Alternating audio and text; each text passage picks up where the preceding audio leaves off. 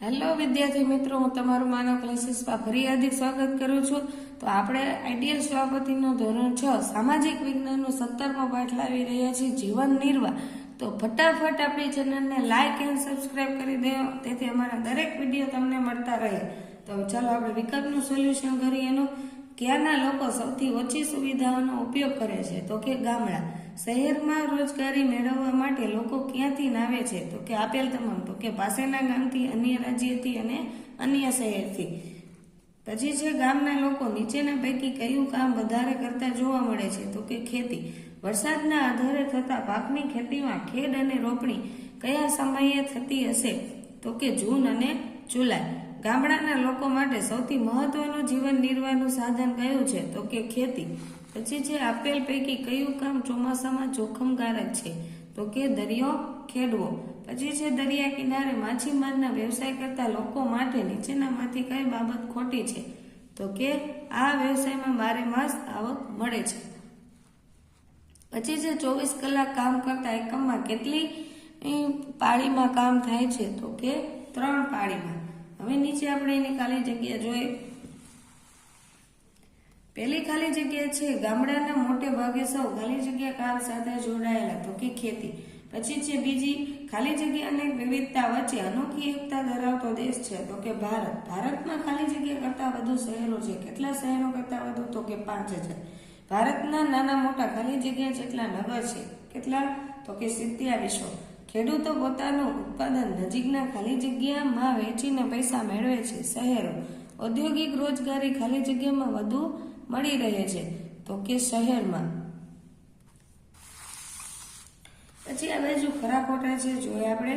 પહેલું ખરું ખોટું છે ગામડાના લોકો પણ દેશની આર્થિક વ્યવસ્થા સાથે જોડાયેલા છે? તો કે સાચું. પર્યાવરણ સાથે જીવન નિર્વાહની વ્યવસ્થા એટલે ગામડાનું જીવન? સાચું. ગામડાના લોકો ખેતી સાથે પશુપાલન પણ કરે છે? સાચું. ખેત મજૂરોને બારેમાસ દરરોજે કામ મળી જ રહે છે? ખોટું. પછી છે ગુજરાતમાં એપ્રિલ મે મહિનામાં ખેડૂતોને ખેતરમાં પુષ્કળ કામ હોય છે? ખોટું. ઘણા વેપારીઓ ખેડૂતને બિયારણ અને ખાતર ઉધારીમાં આપે છે? સાચું. ગામડાનો પશુપાલક દૂધ સામાન્ય રીતે ગામની સહકારી મંડળીની ડેરીમાં આપે છે? સાચું. મોટા ભાગે ગામડામાં શાકભાજી અને કરિયાણું એક જ દુકાનમાંથી મળી રહે છે? સાચું. કોઈ ગામમાં દુકાનદાર વસ્તુના બદલામાં ગ્રાહક પાસેથી અનાજ પણ સ્વીકારે છે? સાચું. માછીમાર એ ખાદ્ય ઉત્પાદક નથી? ખોટું. પછી છે માછીમાર વર્ષમાં 8 મહિના સુધી માછલી પકડી શકે છે? સાચું. સરકાર માછીમારોને વાવાઝોડા જેવી કુદરતી આફત બાદ નવી હોડી લાવવા આર્થિક મદદ કરે છે? સાચું. શહેરમાં રોડ પર હેર કટિંગ સલૂન પણ જોવા મળે છે? ખોટું. શહેરમાં એક વ્યક્તિ એક કરતા વધારે વ્યવસાયિક કૌશલ્યના આધારે વિવિધ પ્રકારના કામ સાથે જોડાયેલા હોઈ શકે? સાચું. હવે નીચેના પ્રશ્નો 1-2 વાક્યમાં ઉત્તર જોઈએ આપણે. સામાન્ય રીતે લોકો કેવી રીતે જીવન નિર્વાહ ચલાવે છે? તો કે સામાન્ય રીતે લોકો નોકરી, ધંધો કે મજૂરી કામ કરી પૈસા મેળવી જીવન નિર્વાહ ચલાવે છે. ખેતી કે ખેત મજૂરી કરતા લોકો ક્યાં જોવા મળે છે? તો કે ખેતી કે ખેત મજૂરી કરતા લોકો ગામડામાં જોવા મળે છે. ખેતીમાં મુખ્યત્વે કયા કાર્યો કરવામાં આવે છે? ખેતીમાં મુખ્યત્વે એક રોપણી, નીંદણ, લણણી જેવા કાર્યો કરવામાં આવે છે. વરસાદ ન પડે તો સિંચાઈ દ્વારા પિયત કરાવવું પડે છે.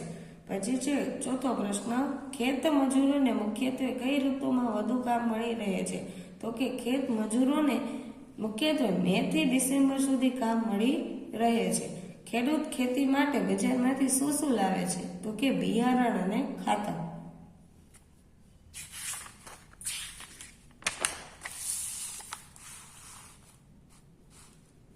પછી છે ખેડૂત સામાન્ય રીતે ઉધારીના પૈસા ક્યારે ચૂકવે છે? તો કે ખેડૂત સામાન્ય રીતે પાક ઉતરે એટલે વેચીને વેપારી ઉધારીના પૈસા ચૂકવે છે. ખેડૂતો ખેતી સિવાય અન્ય કઈ રીતે આવક મેળવે છે? તો કે પશુપાલક અને છૂટકામ કરીને.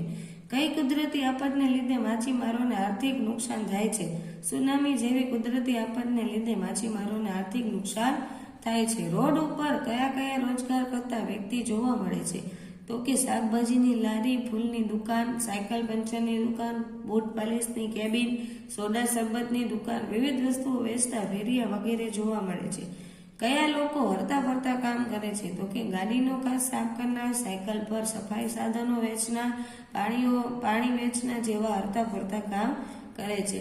નોકરીમાં ઓવરટાઈમ એટલે શું? તો કે કામ કરવાના સ્થળ પર 8 કલાક કરતાં વધારે કામ કરવાનું થાય તો દરેક કલાકના કામના વધારાના નાણાં ચૂકવવામાં આવે છે. પછી છે કેવી વ્યક્તિ રોજગારી મેળવવામાં સરળતા રહે છે? તો કે આધુનિક સમયમાં કૌશલ્ય ધરાવતી વ્યક્તિને રોજગારી મેળવવામાં સરળતા રહે છે. હવે આપણે ટૂંકમાં ઉત્તર જોઈએ નીચેના. તો કે ગામડામાં ખેતી સિવાય અન્ય કયા વ્યવસાયો જોવા મળે છે? તો કે પશુપાલક, લુહાર, દરજી, ડ્રાઈવર, હજામ, મોચી, દુકાનદાર વગેરે વ્યવસાયકારો જોવા મળે છે. મોટા ખેતરમાં ખેડૂતો ખેત મજૂર રાખીને ખેતીનું કામ કરવું પડે છે, કારણ કે તો કે ખેતીનું કામ ખૂબ જ શ્રમ માંગે છે. વળી જે ખેડૂત ખેતર ખૂબ મોટું હોય તેવા ખેતરમાં 1 કે 2 વ્યક્તિથી ખેતીની તમામ કામ થઈ શકતા નથી. આમ મોટા ખેતરોમાં કામ કરવા વધુ માણસોની જરૂર પડતી હોવાથી એવા ખેતરના માલિક ખેત મજૂર રાખીને કામ કરે છે. પછી છે ખેત મજૂરોને ઘણી વખત ઉછીના રૂપિયા લેવા પડે છે, કારણ કે તો કે ખેત મજૂરોને દૈનિક વેતન મળતું હોય છે. વળી જે દિવસોમાં ખેતરમાં કામ ન હોય તે દિવસમાં તેમજ કોઈ પ્રકારનું વેતન મળતું નથી. આમ કામ ન હોય તેવા દિવસોમાં કોઈ અસામાન્ય ખર્ચ આવી જાય તો આ ખર્ચને પહોંચી વળવા તેમને ઉછીના રૂપિયા લેવા પડે છે. કેવા સંજોગોમાં ગામના લોકો બીજે મજૂરી કરવા જાય છે? તો કે જ્યારે વધુ દિવસો સુધી ખેતરમાં કોઈ કામ નહીં મળે તેવી ખાતરી હોય ત્યારે ગામ લોકો બીજે મજૂરી કરવા જાય છે. જેમ કે વરસાદ આધારિત જ ખેતી થતી હોય તો વર્ષા ઋતુ સિવાયના દિવસોમાં તેઓ બીજ મજૂરી કરવા જાય છે. હવે આ બાજુ છે 5મો પ્રશ્ન. કારણ આપો. ચોમાસામાં માછીમારો માછલા પકડવા દરિયામાં જતા નથી. આ પ્રશ્ન ઘણી વખત પરીક્ષામાં પૂછાયેલો છે, તો ખાસ વિદ્યાર્થીઓ તમારે પાકો કરી લેવાનો છે. પછી છે એમાં જોઈએ હવે ચોમાસાની ઋતુમાં દરિયો સૌથી વધુ તોફાની હોય છે. ચોમાસામાં દરિયામાં વંટોળ, વાવાઝોડું વગેરેની સંભાવના ખૂબ વધી જાય છે. આવા સંજોગોમાં ઘણીવાર હોડી અને માછીમારોને નુકસાન થતું હોય છે. આથી જ માછીમારો ચોમાસામાં માછલા પકડવા દરિયામાં જતા નથી. પછી છે 6થો પ્રશ્ન. શહેરમાં લોકો કેવી રીતે જીવન નિર્વાહ કરે છે? તો કે શહેરમાં લોકો વિવિધ પ્રકારનો વ્યવસાય કરીને, દુકાનો કે ઓફિસની નોકરી કરીને, રોડ ઉપર કે ફરતા વસ્તુઓ વેચીને, શિક્ષા આપવાનું કામ કરીને, નાની મોટી મજૂરી કરીને અને કૌશલ્યના આધારે કામ કરીને જીવન નિર્વાહ કરે છે. રોડ પરની દુકાનોને લીધે કેવી સમસ્યા સર્જાય છે? તો કે રોડ પરની દુકાનોને કારણે આવી દુકાનોમાં આવતા ગ્રાહકો તેમના વાહનો જેમ તેમ રોડ ઉપર પાર્ક કરી દે છે, જેના કારણે ક્યારેક ટ્રાફિક સમસ્યા વધી જાય છે તો વળી ક્યારેક અકસ્માત પણ થાય છે. દરિયાને ચોખ્ખો રાખવા આપણે શું કરવું જોઈએ? તો કે દરિયાને ચોખ્ખો રાખવા નીચે મુજબના પગલાં લેવા જોઈએ. પહેલું છે નદી કે દરિયામાં કચરો કે ગંદકી ફેલાવતા દરિયો પ્રદૂષિત થાય છે તે રોકવા તમામ પ્રયત્નો કરવા જોઈએ. બીજું, પ્લાસ્ટિકનો ખૂબ ઓછો ઉપયોગ કરવો જોઈએ. ત્રીજું, કચરો કચરા પેટીમાં નાખવો જોઈએ. નાના લોકોને પણ તેમ કરવા સમજાવવા જોઈએ. ચોથું, મિત્રો, પાડોશીઓ અને સગા સંબંધીઓને પ્લાસ્ટિકનો ઉપયોગ બંધ કરવા સમજાવવા જોઈએ. ચાલો, આ ટૂંકમાં હતા. હવે આપણે મુદ્દાસર પ્રશ્ન જવાબ જોઈએ. મોસ્ટ ટાઈમ પહેલા પ્રશ્ન પશુપાલન અને ખેત મજૂરી અને સહેલો પણ છે વિદ્યાર્થીઓ માટે, તો તમે ખાસ કરીને પાકો કરી લેજો.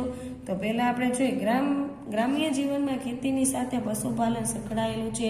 ઓછી જમીન ધરાવતા નાના ખેડૂતો ખેતીની સાથે પશુપાલન પણ કરે છે. આ ખેડૂતો ગાય, ભેંસ જેવા દૂધાળા પશુઓ પાળે છે.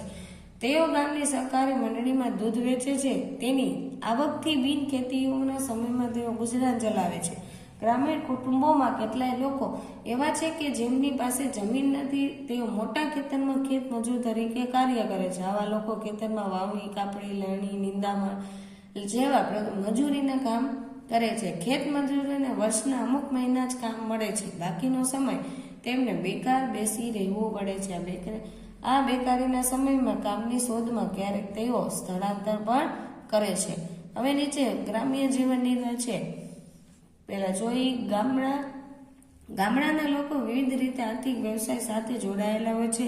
મોટા ભાગના લોકો ખેતીકામ સાથે જોડાયેલા છે. આ સિવાય પશુપાલન, લુહારી કામ, સુતારી કામ, દરજી કામ, મોચી કામ, વાળ કાપવાનું કામ વગેરે જોવા મળે છે. કેટલાક લોકો જાતે ખેતી કરે છે તો તેઓ કેટલાક ખેત મજૂરોને કામ આપે છે. જમીન ન હોય તેવા લોકો છૂટક મજૂરી કરી જીવન નિર્વાહ ચલાવે છે. દરિયા કિનારાના ગામોમાં માછીમારો અને અગરિયા જેવા ખાદ્ય ઉત્પાદકો જોવા મળે છે. કેટલાક લોકો જીવનના શહેરમાં રોજગારી મેળવતા જતા હોય છે તો વળી ગામના થોડી ઘણી દુકાનો હોય છે જેમાં કરિયાણું, શાકભાજી, જીવન જરૂરી વસ્તુઓ વેચાતી હોય છે. આવું બધું બધાને આવડી જાય એવું જ છે આમાં, કેમ કે સામાન્ય વસ્તુ બધી પૃષ્ઠમાં દર્શાવેલી છે. કેટલાક ગામોમાં ચા નાસ્તાની લારીઓ પણ હોય છે. આમ પર્યાવરણ સાથે જીવન નિર્વાહનો વ્યવસાય એટલે જ ગામડાનું જીવન. હવે છે શહેરી જીવન નિર્વાહ.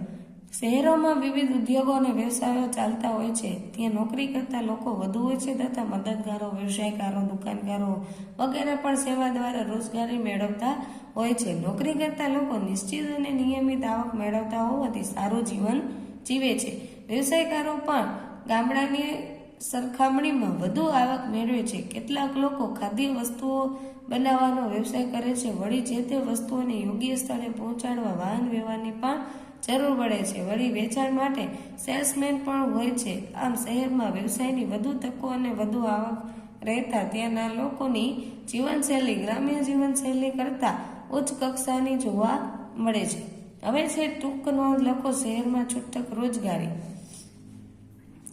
હવે જે શહેરોમાં વિવિધ ઉદ્યોગો અને વ્યવસાયો ધમધમતા હોય છે ત્યાં કાયમી નોકરી અને છૂટક રોજગારીની તકો પણ રહેલી છે. આ ઉપરાંત અનેક લોકો ખાનપાનની અનેક પ્રકારની વસ્તુઓ બનાવવાનું મજૂરી કામ અને રોજગારી મેળવે છે. દાખલા તરીકે ચોકલેટ, ફરસાણ બનાવવા. ઘણા લોકો દરજી કામ, બૂટ પોલિશ, ગેરેજ, રિક્ષા ચલાવી વગેરે જેવા કામ કરીને પણ રોજગારી મેળવે છે. ઘણા કડિયા કામ અને સુતારી કામ કરતા લોકો પણ આ જ રીતે મજૂરી કામ કરીને પૈસા મેળવે છે. હવે નીચે તમને એનું જોડકું આપેલું છે, તમે જોઈ શકો છો અને લખી શકો છો. ચાલો આપણે આ વિડીયોને અહીંયા વિરામ આપશું તો અમારી ચેનલને તમે વધુ સપોર્ટ આપશો હવે અમે આશા રાખીએ છીએ. તો ફટાફટ અમારી ચેનલને લાઇક એન્ડ સબસ્ક્રાઇબ કરવાનું ભૂલતા નહીં. ઘણા લોકો વિડીયો જોવે છે પણ અમારી ચેનલમાં લાઇક કરવાનું ભૂલી જાય છે. જેથી લાઇક એન્ડ સબસ્ક્રાઇબ કરી નાખો ફટાફટ, તેથી અમારા દરેક વિડીયો તમને મળી રહે.